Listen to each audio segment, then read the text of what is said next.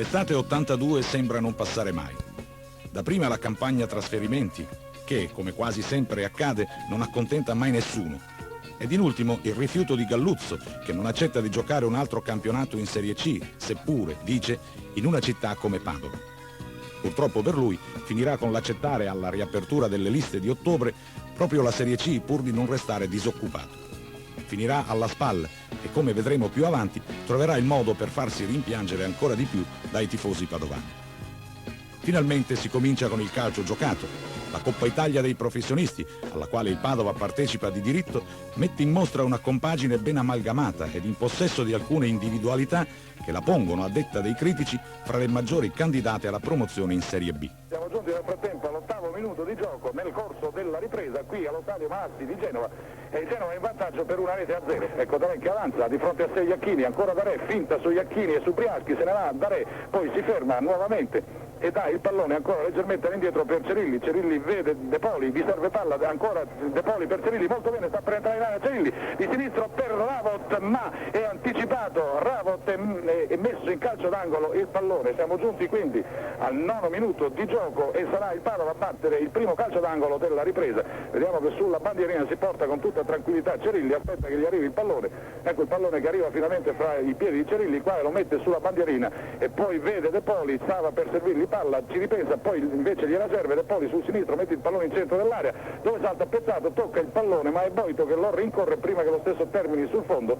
Ha fatto una corsa inutile, ci pare di capire, no, invece è calcio d'angolo, aveva ragione Boito perché il pallone stava per terminare ed è terminato infatti in calcio d'angolo. Ancora il Padova che batte un calcio d'angolo, ecco Conforto che mette un pallone in centro, salta, rete, ha segnato Pezzato, rete, ha pareggiato il Padova, è stato uno splendido corner battuto da Conforto. Siamo nel frattempo giunti al 10° minuto di gioco nel corso della ripresa.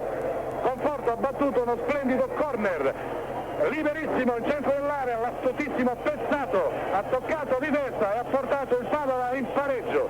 Quindi al 10° minuto di gioco della ripresa, 1-1 fra Genova e Padova, è tutto da rifare. 45° minuto in questo momento e ci sarà il Padova ora che batterà un calcio di punizione all'ingresso della propria area di rigore. Vediamo qui che i colleghi si alzano, anche il pubblico sta per sfollare. A nostro avviso il tempo è scaduto da 14 secondi, si gioca infatti il 45-17 secondi in questo momento. Pallone toccato da Speletta all'indietro per Melani che lo fa rimbalzare a terra. Ecco Melani che con i piedi lo calcia lungo, l'arbitro controlla il cronometro, non fischia ancora, il pallone è preda e in questo momento l'arbitro fischia alla fine, esultano i giocatori del Padova, sentirete il disappunto dei tifosi del Genova, ma certo che questo pareggio, stavo per dire vittoria, questo pareggio del Padova è strameritato. Sono le 22:47 minuti di una bella sera d'estate qui allo stadio Malazzi di Genova. Una sera d'estate bella, dicevo, che molto probabilmente, almeno questo è l'augurio di tutti i tifosi padovani, ha visto nascere la squadra della speranza, la squadra che dovrà affrontare il campionato, durissimo campionato di Serie C, un campionato che nei voti di tutti dovrebbe, almeno speriamo, concludersi con la tanto sospirata promozione in Serie B.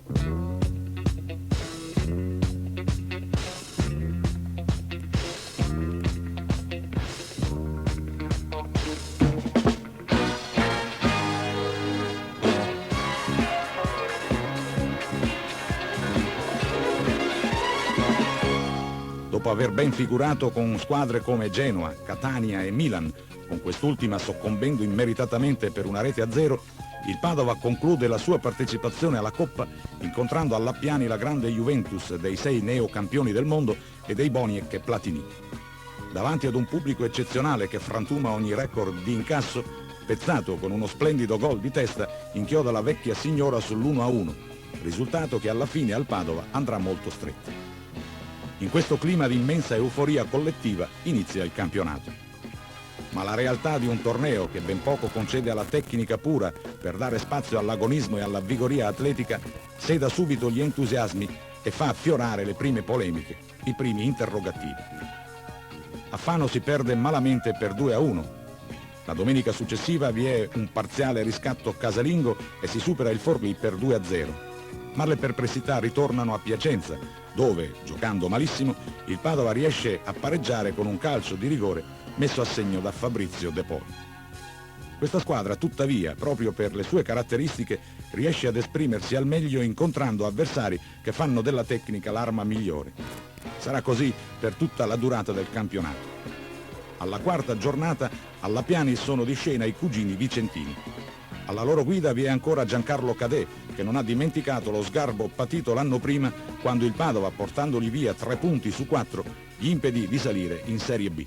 E questo accade al 22esimo minuto di gioco nel corso della ripresa, con le due squadre ferme sul risultato di 0-0. Vediamo che l'arbitro è messo sul punto sul quale dovrà sistemarsi la barriera del Padova. Ecco che i giocatori del Padova vanno a fare muro. Ecco che vediamo i soliti 4 giocatori del Vicenza a grappolo sul pallone. Fingono, poi se ne va Scaini, restano in 3. Vediamo che sul pallone c'è Nicolini che probabilmente toccherà per drop. Nicolini invece fa una finta, poi tocca corto per drop. Ecco il tiro, ecco la parata molto bella questa volta di Renzi, che abbranca il pallone e lo mette a terra. Poi lo calcia lungo e il pallone sta per schiavare in una zona dove però ci sono solo giocatori vicentini. Colpisce di testa Perego, poi Scaini su Cavestro, il pallone arriva per Donà. Ecco Donà che mette ancora in avanti, ma sbaglia anche Donà e non ha difficoltà Fellette, che stoppa il pallone di petto, lo mette sulla fascia sinistra dove c'è Fanesi. Fanesi lo controlla, poi fa viaggiare o cerca di far viaggiare il De Poli. Ecco De Poli alle prese, si libera, sta per entrare in area, spostato sulla sinistra, ancora De Poli, tiro, rete, ha segnato De Poli, 23esimo minuto esatto di gioco, il Padova è in vantaggio, Padova 1, Vicenza 0.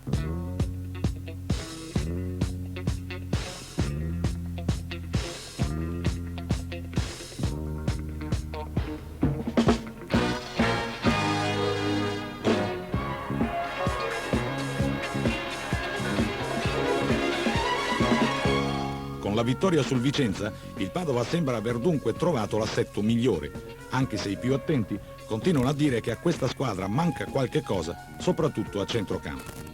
Nonostante questo, il Padova alla quinta giornata si presenta con il morale alle stelle a Rimini, dunque sul campo di una concorrente alla Serie B. Che cerca di riproporre per il Padova, sventaglia in avanti per Ravos, ecco il pallone che sta per arrivare a Ravos, ma in anticipo Petrovic che tocca, ma no, esce dall'area con il pallone fra le mani, calcio di punizione, era in anticipo, è stato bravo, bisogna dire Petrovic sull'attacco di Ravos, era stato molto ben lanciato Ravos da De Poli.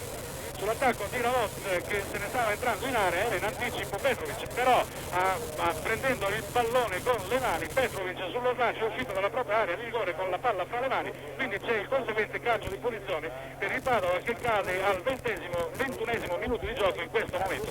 Vediamo che i giocatori del Rimini si apprestano, sono tutti nella propria area di rigore i giocatori del Rimini, d'altronde la posizione è molto pericolosa, abbastanza centrale, il pallone è posto quasi sulla linea che delimita il vertice dell'area di rigore. Ecco che sul pallone vediamo Cerilli, accanto a Cerilli c'è De Poli, chiede la distanza a Cerilli, quindi l'arbitro, che è il signor Lussana di Bergamo, richiama i giocatori del Rimini a rispettare la distanza. Bisognerà a questo punto aspettare il fischio del direttore di gara prima di riprendere il gioco.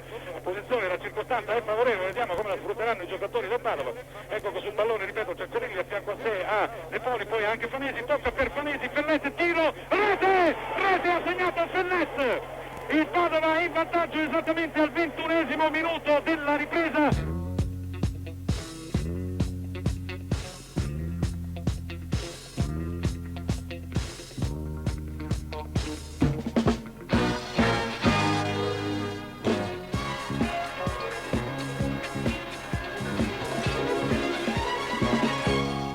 Le cose continuano ad andare bene anche la domenica successiva, quando alla Piani arriva la Pro Patria.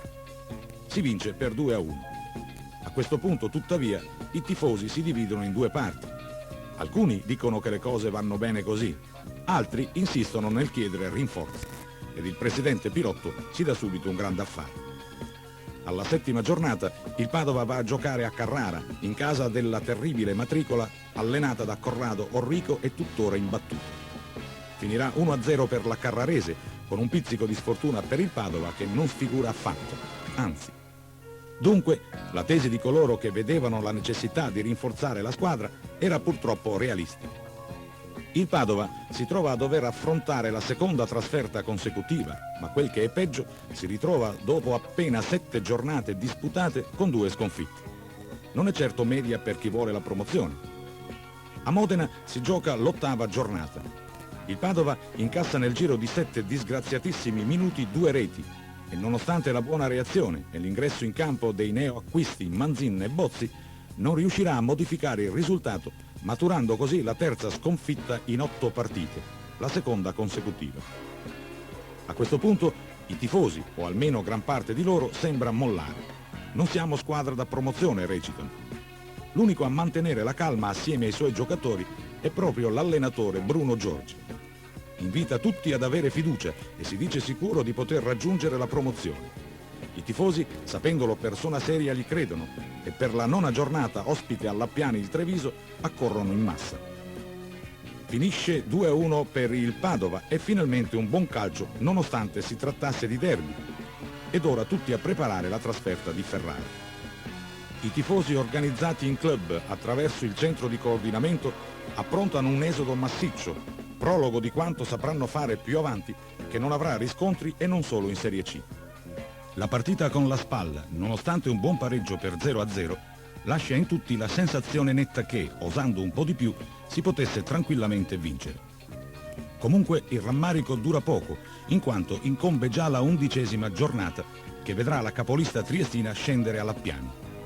Si gioca sotto ad un violento acquazzone e con il campo al limite della praticabilità. 20 minuti di gioco nel corso della ripresa, 0-0, ma ora il Padova batterà un calcio di rigore. Vediamo, perché questa partita non finisce mai di stupire. Sono abili, abbiamo detto, i giocatori della Triestina e sono anche fortunati. Tocchiamo ferro, tocchiamo tutto quello che c'è da toccare, perché, ripeto, l'incaricato ci pare di capire, mancando De Poli, l'incaricato di battere questo calcio di punizione di rigore, mentre Nieri allontana il pallone. Vediamo cosa succede. L'arbitro ha una mano su un cartellino ed è quello giallo. Viene ammonito anche Nieri perché protestava. Non capiamo che cosa avesse da protestare, ma occupiamoci del calcio di rigore. Bozzi, è Bozzi l'incaricato di battere questo calcio di rigore, mentre l'arbitro annota il nome di Nieri sul proprio cartellino. Ecco Bozzi con Nieri, Parlotta, De Falco, andrà a dirgli qualche cosa, non sappiamo che cosa gli dirà. Tutto è pronto, è caduto anche un petardo. Ecco che finalmente tutto è pronto. Bozzi contro Nieri, 20° minuto di gioco, 21° in questo momento. Parte Bozzi, tira, rete, il Padova in vantaggio. 21° minuto di gioco qui alla Piani. Padova 1, Triestina 0.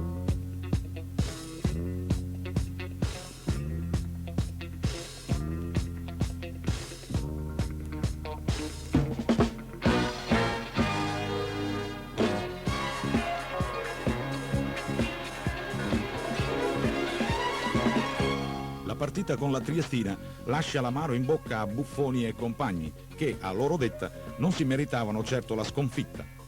Anzi, la gara, a sentire loro, non avrebbe dovuto nemmeno incominciare per via del terreno. I giocatori padovani ovviamente non la pensano così. Loro sanno di aver faticato moltissimo per raggiungere la vittoria e in tutta serenità preparano la trasferta di Trento. È la 12ª giornata e per i padovani parlare del Trento significa gioco forza, riportare alla memoria i fantasmi di qualche tempo addietro, ad uno spareggio che costò la permanenza in C2 ancora per un campionato. Finisce tuttavia abbastanza bene, uno 0-0 che, se fa classifica come dice Giorgi, lascia tuttavia un po' di scontento nei tifosi, i quali vorrebbero la loro squadra gagliarda in trasferta come lo è fra le mura amiche. Ma le difficoltà che dovrà ancora incontrare in questo campionato affiorano alla 13ª giornata. In questa domenica il Padova incappa, ospitando il Mestre, nel primo pareggio casalingo. È 0-0. La cosa brucia assai per 2 motivi. La rivalità che tradizionalmente divide queste 2 compagini e il fatto che questo è il primo punto lasciato in casa agli avversari. Siamo alla vigilia di Natale e il Padova si appresta ad affrontare la 14ª giornata, anticipata a sabato per via che, giocando al Comunale di Firenze, bisogna lasciare spazio alla Fiorentina. Privi di alcuni titolari importanti, fra cui Fellet e Ravot, il Padova affronta la rondinella presentando al centro dell'attacco un giovane della primavera, Alberto Da Croce.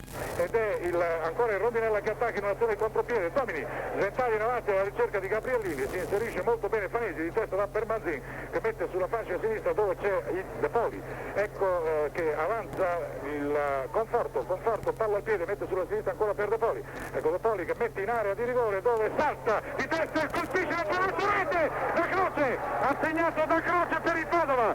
C'è stato un colpo di testa su traversone di De Poli, un colpo di testa di Pezzato che ha fatto arrivare il pallone sulla traversa. È ribattuto in campo il pallone, resto come un falco, Da Croce insaccava. Padova 1 e Rondinella 0 e proprio in questo momento l'arbitro fischia alla fine dei primi 45 minuti.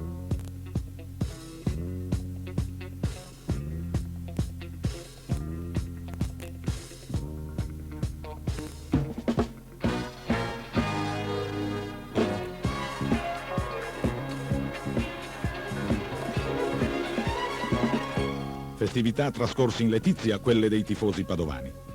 Sotto all'albero, oltre ai tradizionali doni, vi sono anche le speranze sempre più vive per una promozione in Serie B. Ma il panettone a volte può essere indigesto ed è proprio quello che succederà con i lombardi che questo dolce hanno inventato. Alla ripresa del campionato, dopo la sosta natalizia, arriva il Brescia. Annunciato come derelitto per via di una pessima classifica, si dimostra tutt'altro che morto, pareggiando per 0-0 una partita che se anche avesse vinto non ci sarebbe stato nulla da dire. Era la 15ª giornata ed è stato anche il secondo pareggio casalingo per il Padova. Giorgi, come al solito, non si scompone più di tanto. Analizza la partita con fredda lucidità e prepara assieme ai suoi ragazzi la trasferta di Parma. La 16ª e penultima giornata del girone di andata, nonostante si sia in pieno gennaio, si gioca sotto un sole incredibile. La temperatura alzatasi improvvisamente fa pensare alla primavera con molto anticipo e costringe gli spettatori a togliersi i cappotti e persino la giacca. Sarà colpa del caldo, ma il Padova va in bambola disputando la sua peggiore partita, naturalmente persa per 2-1. Fra 1000 polemiche e processi di ogni genere, la squadra si appresta a disputare l'ultima partita del girone di andata. Non vince in casa dal giorno che ha battuto la Triestina e l'occasione che si presenta ospitando la Sanremese sembra ghiotta. Infatti si vince per 2-1. A conclusione del girone di andata è quindi tempo di fare un primo bilancio. In testa vi è la Triestina, che nonostante 2 sconfitte conduce con 25 punti. Segue la Carrarese, sempre meno rivelazione e sempre più realtà con 23. Il Padova si trova in terza posizione assieme a Vicenza e Rimini a quota 21, con 15 reti segnate e 11 subite. La posizione acquisita non è da disprezzare, anzi. Tuttavia, la tifoseria è ancora molto divisa sulle reali possibilità che questa squadra ha per poter raggiungere la promozione. Al Giro di Boa si gioca la 18ª giornata e per il Padova cominciano le rivincite, non fini a se stesse, ma con un obiettivo ben preciso che Giorgi e i suoi ragazzi hanno inquadrato già da tempo. Alla Piani si batte il Fano per 2-0 e successivamente si pareggia a Forlì per 0-0. Dopo questo risultato ritornano i cori, per la verità un po' meno assordanti, di quanti vorrebbero la squadra più audace in trasferta, soprattutto quando le avversarie sono francamente alla portata. Ma la politica della prudenza, scandita dai piccoli passi voluta da Bruno Giorgi, alla fine darà i suoi frutti. Alla 20ª arriva alla Piani il Piacenza. La giornata, lo si capisce subito, non è delle migliori. I giocatori emiliani sembrano tutti brasiliani e mettono la tremarella addosso ai nostri, pubblico compreso. Giorgi le prova tutte. Alla fine decide che un punto è meglio di niente e con alcuni cambi riconosce il valore degli avversari e fa arrivare in porto lo 0-0. Il clima che precede la partita di ritorno con il Vicenza non è quindi dei migliori. Ritornano le antiche paure alimentate dai proclami che arrivano dalla città del Palladio.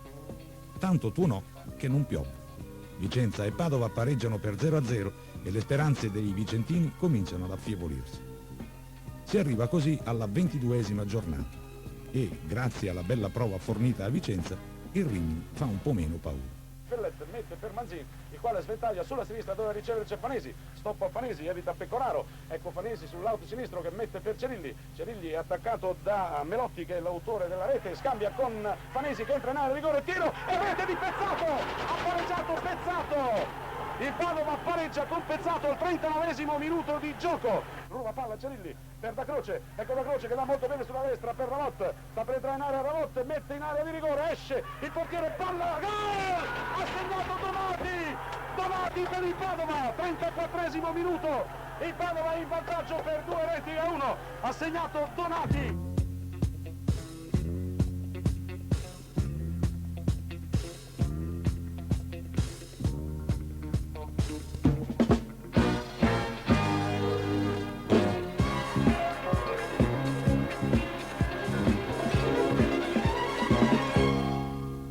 Si viaggia a gonfie vele dunque.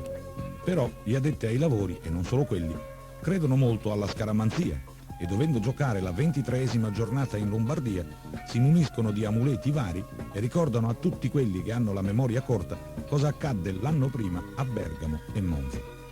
Si gioca quindi in questo clima pro patria Padova. Nel frattempo 44esimo minuto, mezzo minuto, 30 secondi al termine dei primi 45 minuti di gioco, 1-0 per la pro patria, pallone, tocco di testa, rete, ma l'arbitro, rete, sì, Calestro, pareggia Calestro al 44esimo minuto, c'è stato un attimo di esitazione, non abbiamo capito perché la punizione era precisa, è stato Cerilli che ha messo un assist incredibile per Calestro si è buttato di testa e ha messo il pallone sul 7, il Tore fra l'altro si è anche buttato e lo vediamo a terra, ha colpito il palo sulla destra, l'arbitro in un primo momento non aveva dato l'impressione di dare la rete, non convalidava, almeno questa era la nostra impressione, poi allungava il braccio indicando chiaramente il cerchio del centrocampo e quindi convalidava la rete. 44esimo minuto di gioco, il Padova è in pareggio con una splendida rete messa a segno da Calestro.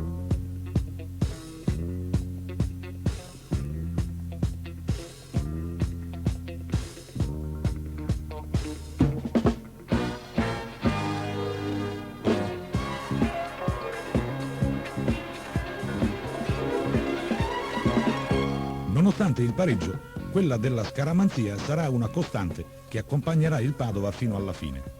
Dirigenti, giocatori e allenatore non vogliono sentire parlare di Serie B. A loro si uniscono anche gran parte dei tifosi. La realtà nel calcio, tuttavia, vuol dire matematica. E la matematica dice Triestina punti 32, Carrarese 30, Padova 29. Quindi, alla faccia dei talismani, se il Padova, giocando la 24esima giornata, batte la Carrarese, è in piena zona promozione. Nel frattempo, 7° minuto, nel primo tempo 0-0 fra Padova e Carrarese, saltano di testa i giocatori, pallone che arriva sulle retrovie padovane, lo controlla Fellet, elude sia Di Carlo che Bressani e dà in avanti per Darè, ecco Darè che parte dalla linea mediana del campo, mette in profondità per Manzin, ecco Manzin palla a piede, dà per Pezzato, fa una finta a Pezzato su Bobbiesi, va sul fondo, ancora Pezzato, mette in area di rigore, ecco il pallone, rete, manda il Padova in vantaggio al 7° minuto di gioco. La palla in piena area di rigore, Donati cerca di andare sul fondo, ancora Donati che è attaccato e messo a terra, calcio di rigore, Donati ha procurato un calcio di rigore per il Padova. Siamo giunti al 44esimo minuto di gioco nel corso del primo tempo della ripresa e il Padova guadagna un calcio di rigore. Vediamo come andrà a finire questa partita. Donati è stato bravissimo a procurarsi questo calcio di rigore, ma dobbiamo anche dire che il fallo su Donati è stato inequivocabile. Già nel secondo tempo l'arbitro aveva sorvolato su un fallo ai danni di Calestro. Vediamo chi sarà l'incaricato di questa tremenda responsabilità. Praticamente la partita è finita, vediamo chi è l'incaricato di battere questo calcio di punizione. Ci pare di capire che è Manzin, ed è giusto che sia così, giocatore esperto, giocatore freddo, giocatore di esperienza, non dovrebbe, almeno questo è l'augurio di tutti, sbagliare. Paliboni contro Manzin, tutto è pronto, parte il fischio dell'arbitro, Manzin non si decide, ecco Manzin che prende una leggera rincorsa, tiro, rete, Manzin al 44esimo minuto, anzi 45esimo in questo momento, e il Padova è in vantaggio, Manzin su calcio di rigore.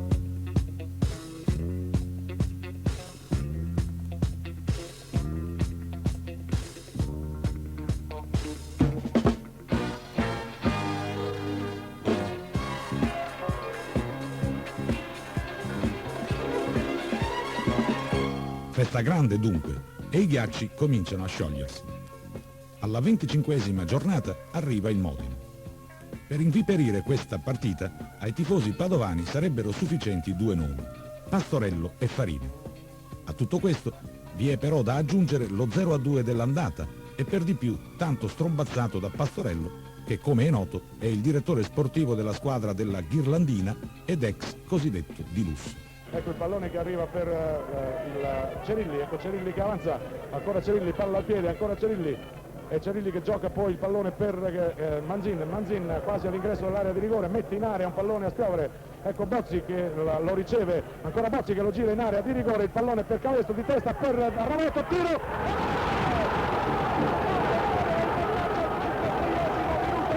Di gioco, Ravetto segna il suo secondo gol consecutivo e manda il Padova in vantaggio al 36esimo minuto di gioco nel corso della ripresa. Padova 1, Modena 0, a te la linea per i risultati.